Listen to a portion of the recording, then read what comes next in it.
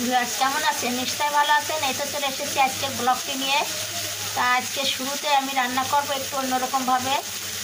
একইভাবে চিকেন খেতে খেতে যখন ভালো না লাগে তখন এইভাবে যদি রান্না করা যায় তাহলে নিশ্চয়ই ভালো লাগবে।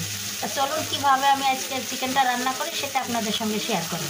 এই যে মাংসটাকে একটু বড় বড় পিস করে কেটে নিয়েছি এরকম করে। তা এখন এটাকে ভালোভাবে ধুয়ে নিয়েছি।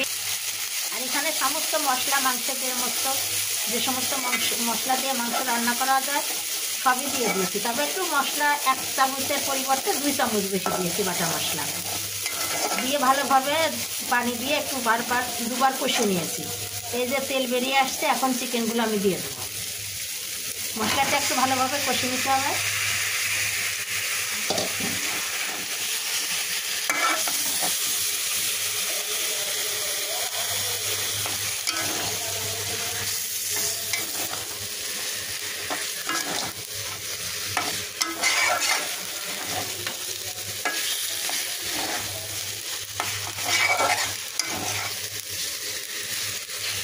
চিকেনটাকে ভালোভাবে কষিয়ে নেব।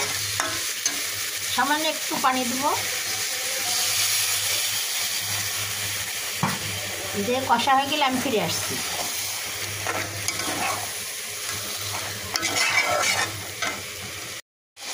মাংস কষা হয়ে গিয়েছে, যে তেল বেরিয়ে আসছে। আমি এখন সিদ্ধ হওয়ার জন্য একটু পানি দিয়ে দেবো।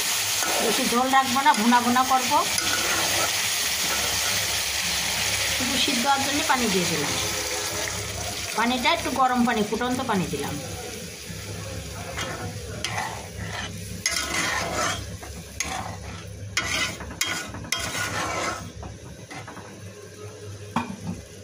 সিদ্ধ হয়ে গেলে আমি ফিরে আসছি। মাংস সিদ্ধ হয়ে গিয়েছে, ঝোলটাও শুকিয়ে আসছে। আমি একটু কিশমিশ দিয়ে দেবো, যেহেতু অন্যরকম করে রান্না করতেছি। আর দিয়ে দেবো এলাচের গুঁড়া। আর এমনি গরম মশলা আগে দিয়ে দিয়েছিলাম কষানোর সময়তে, শুধু এখন একটু এলাচের গুঁড়া দিলাম। চুলোর জালটা কিন্তু কমিয়ে দিতে হবে।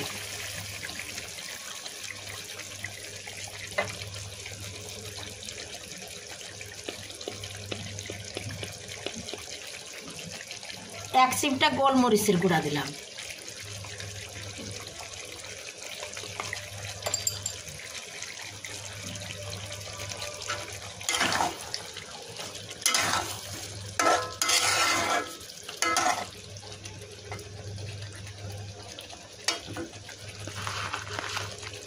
এবার কিছু বেরেস্তা দিয়ে দিলাম। এটা আমি সবসময় রেডি করে রাখি। এখন একটু ঢেকে 2 মিনিট রেখে দেবো, তারপরে সার্ভ করে নেব। এই তো ভিউয়ার্স, আমার চিকেন বোনা হয়ে গিয়েছে। দেখুন, ঝোল থাকবে গামাখা রোস্টের মতো, কিন্তু রোস্ট না, ঝাল ঝাল মিষ্টি মিষ্টি। যদি দরকার হয় একটু হানি দিতে পারেন, না হলে একটু সামান্য চিনি দিতে পারেন যদি ডায়াবেটিস না থাকে। এইভাবে রান্না করে দিলে সকলেই চেটে পুটে খেয়ে নেবে। ছোট বড় পাতে ভাত থাকবেই না, 1 প্লেটের জায়গায় 2 প্লেট ভাত খেয়ে নেবে। তা কেমন লাগলো আজকের আমার রেসিপিটি? আসসালামু আলাইকুম ভিউয়ার্স, কেমন আছেন সবাই? নিশ্চয়ই ভালো আছেন। এই তো চলে এসেছি আজকের ব্লগটি নিয়ে। তা আমি শুরুতে একটি শীতের সবজি রান্না করছি। এখানে আলু, নতুন আলু, লাউ, সিম, বেগুন আর মূলা, সেই সঙ্গে আছে কুমড়ার বড়ি, আর সেই সঙ্গে হলুদ, লবণ আর বাটা মশলা দিয়ে আমি এই যে মাখিয়ে চড়িয়ে দিয়েছি। একটা প্রেশার কুকারে দিব, 1টা সিটি বা 2টো সিটি উঠলেই আমি তেলে ফোড়ন দিয়ে দেবো। তাহলে হয়ে গেল ঝটপট করে রান্না। আমি সিদ্ধ হয়ে গেলে ফিরে আসছি। সবজিটা সিদ্ধ হয়ে গেছে। আমি এই যে ফোড়ন দেওয়ার জন্য পেঁয়াজ রসুন ভেজে নিয়েছি। এখন সবজিগুলো আমি এর ভিতরে ঢেলে দেবো।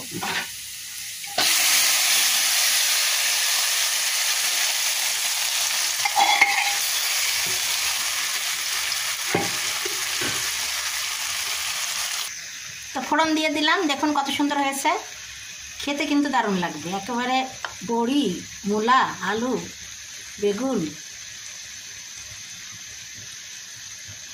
সিম, কত ঝটপট করে রান্না হয়ে গেল। নিশ্চয়ই আপনাদের ভালো লেগেছে। এখন নতুন আলু দিয়ে এই যে পটলকে এইভাবে ভাজি করলাম, একটু ভাপ দিয়ে নিয়ে। খুবই সহজে ঝটপট করে ভাজিটা হয়ে গেল। আর তেলও কম লাগলো, অল্প তেল দিয়েছি, তাও দেখেন সম্পূর্ণ তেলটুকু আমার লাগেনি। তেলও খুব কম তেলে এভাবে ভাজা হয়ে যায়।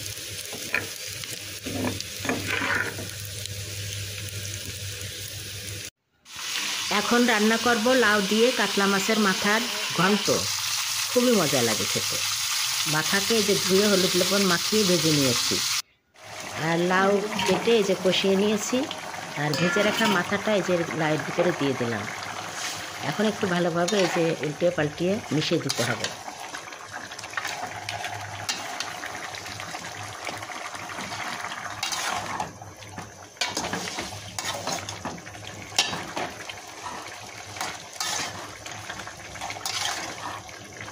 ভালোভাবে এই যে ঘুরিয়ে ফিরিয়ে মিশিয়ে দিলাম। আর দেখুন আস্তে আস্তে কালারটা কত সুন্দর হয়ে এসেছে।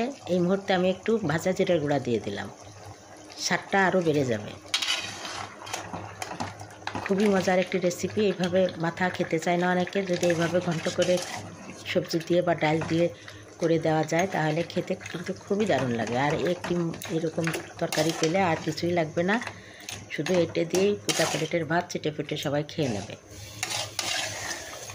আপনারাও যারা মাথা পছন্দ করেন কিন্তু খেতে পারেন না, এইভাবে ঘন্ট করে তরকারির সঙ্গে দিয়ে খেলে তরকারিটা খুব মজা লাগবে খেতে। নিশ্চয়ই আপনাদের ভালো লাগবে আমার আজকের রেসিপিটি। আপনারা এইভাবে ট্রাই করে খেয়ে দেখতে পারেন। শুধু ডাল দিয়ে না খেয়ে সবজি দিয়েও এরকম করে ঘন্ট করে খেতে পারেন, আলু দিয়ে, আলুর সঙ্গে, লাউয়ের সঙ্গে। এখন রান্না করব পাকা টমেটো দিয়ে কাতলা মাছ ভুনা। এই যে মাছকে হলুদ লবণ মাখিয়ে ভেজে নিয়েছি, আর এই যে মশলা কষিয়ে নিচ্ছি। সমস্ত মশলা দিয়ে দিয়েছি, পেঁয়াজ রসুন মশলা কষিয়ে নিয়েছি। এখন মাছগুলো দিয়ে একটু মশলার সঙ্গে মিশিয়ে দেবো, তারপরে যা গরম পানি দিই, তাহলে মশলাটার সঙ্গে মিশে ভালোভাবে ভিতরে লবণ ডাল ঢুকবে, খেতে ভালো হবে।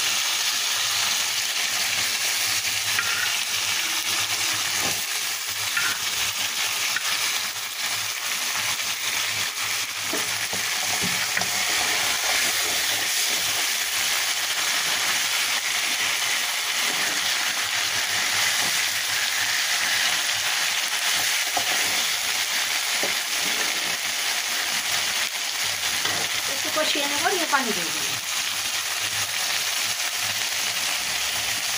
কষিয়ে নিয়েছি, এবার গরম পানি দিয়ে দিলাম।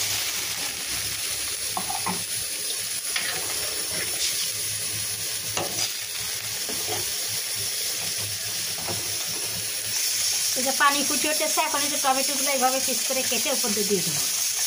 এই টমেটোটা সিদ্ধ হয়ে গেলেই হয়ে যাবে আমার কাতলা মাছ ভুনা।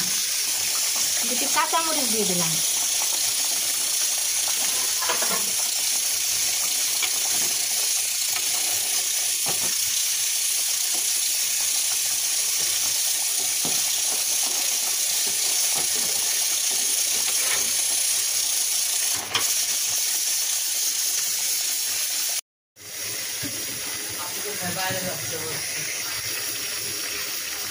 ফ্যান্টাসি কিনবে,